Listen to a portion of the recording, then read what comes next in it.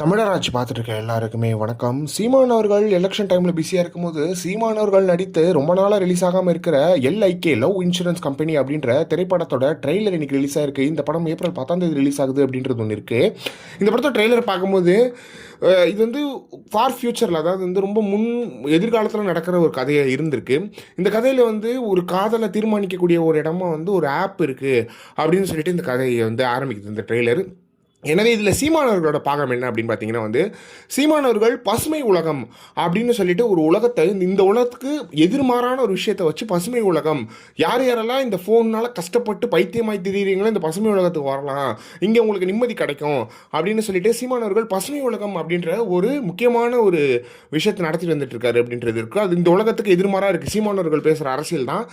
சீமானவர்களோட அரசியலை வந்து எல்லாரும் கலாச்சாரமே கூட அதுதான் உண்மைன்றது வந்து எல்லாருக்குமே தெரியும். மனசில் இண்டிப்பில் சீமானவர்கள் சொல்கிறது தான் உண்மை அப்படின்றது தெரியும். எனவே இந்த ட்ரெய்லருமே அந்த மாதிரி தான் இருக்குது. சீமானவர்கள் வந்து அவரோட தற்காப்பு கலைகள் எல்லா கலைகளையுமே சொல்லி கொடுத்து அங்கே இருக்கிற வர இளைஞர்களுக்கு வந்து ஒரு பாடம் எடுத்துகிட்டு இருக்கிற இடத்துல இருக்கார் சீமானவர்கள். எனவே இந்த படத்தோட கதை என்னவா இருக்க போகுது அப்படின்னு பார்த்தீங்கன்னா வந்து ஒரு ஆப் வந்து ஒரு காதலையோ இல்லைனா ஒரு நட்பையோ இல்லை எந்த எமோஷனையுமே முடிவு பண்ணாது, மனது தான் முடிவு பண்ணும், மனசு தான் எல்லாமே அப்படின்னு சொல்லிட்டு தான் இந்த படத்தோட ட்ரெய்லர் இருக்குது பார்க்கும்போது. எனவே இதில் சீமானவர்களோட அரசியல் மிக பயங்கரமாக பேசப்படும். சீமானவர்கள் எலெக்ஷன் வரப்போகுது 23ஆம் தேதி. எனவே சீமானவர்களோட அரசியல் ஏடா கூடமாக பேசப்படும் அப்படின்றதுல எந்த ஒரு மாற்றமே கிடையாது. எனவே இந்த திரைப்படத்துக்கு நான் ரொம்ப ரொம்ப எதிர்பார்த்துருக்கேன். விக்னேஷ் சிவன் இயக்கத்தில் பிரதீப் ரங்கநாதன் நடிப்பில் வந்திருக்கு இந்த படம்.